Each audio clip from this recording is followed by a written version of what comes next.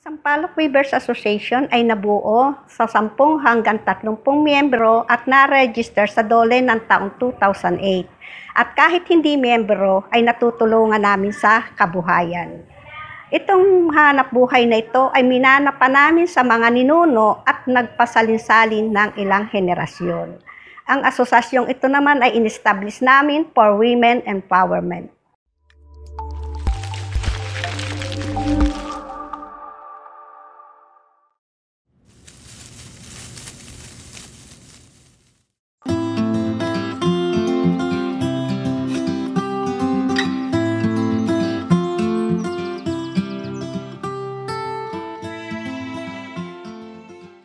Expert kaming ipagpatuloy ang aming asosasyon dahil nakakatulong kami sa aming mga miyembro at mga kababayan.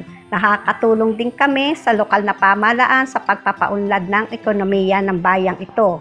Napakahalaga din ito sa akin dahil nakakatulong ito sa aking pang-araw-araw na pangangailangan ng aking pamilya. Ang problemang na-encounter ng aming asosasyon ay ang pagkukulang ng equipment for finishing product.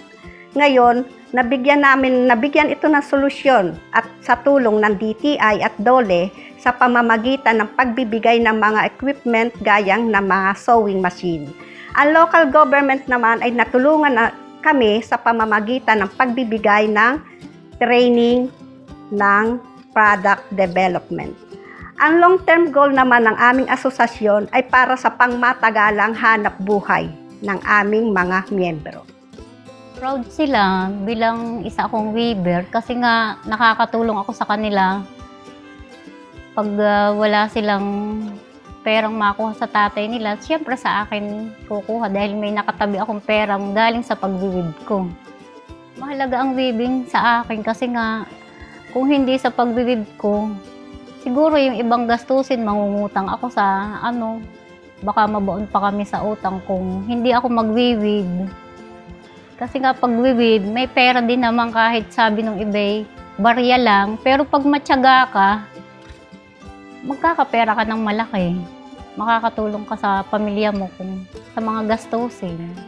Mahalaga ang weaving dito sa akin dahil ito ang pinamulatan na namin sa aming mga ninuno. At ito ang unang hanap buhay na pinagkukunan ng mga kababaihan dito.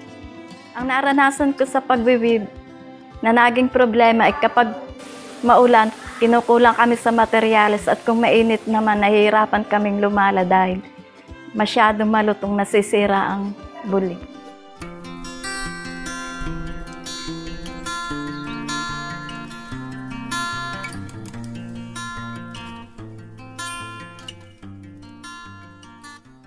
Pagdating sa paggawa ng buli, ito ay mahabang proseso. Una, ang pagkawit ng dahon mula sa puno nito. Pangalawa ay ang pag-aak-ak. Ito yung paghihiwalay ng mga dahon. Kasunod nito ay ang pagtatanggal o pag-aalis ng tingting.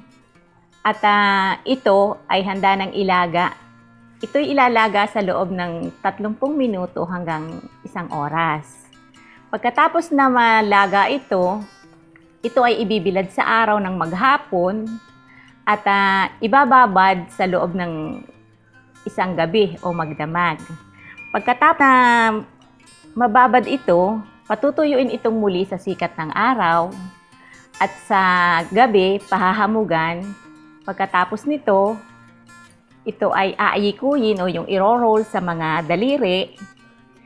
At pag na-roll na ito ay uunatin naman sa pamamagitan ng isang bagay na ito ay mauunat kagaya ng patpat o kawayan. At ito ay iaayikid naman. Pag naayikid na ito o na-roll na siya, ito ay pwede nang ilinas o i-strip para ito naman ay pwede nang i-weave o lalahin ng mga weavers para makagawa sila ng bag, ng sombrero, o ng banig.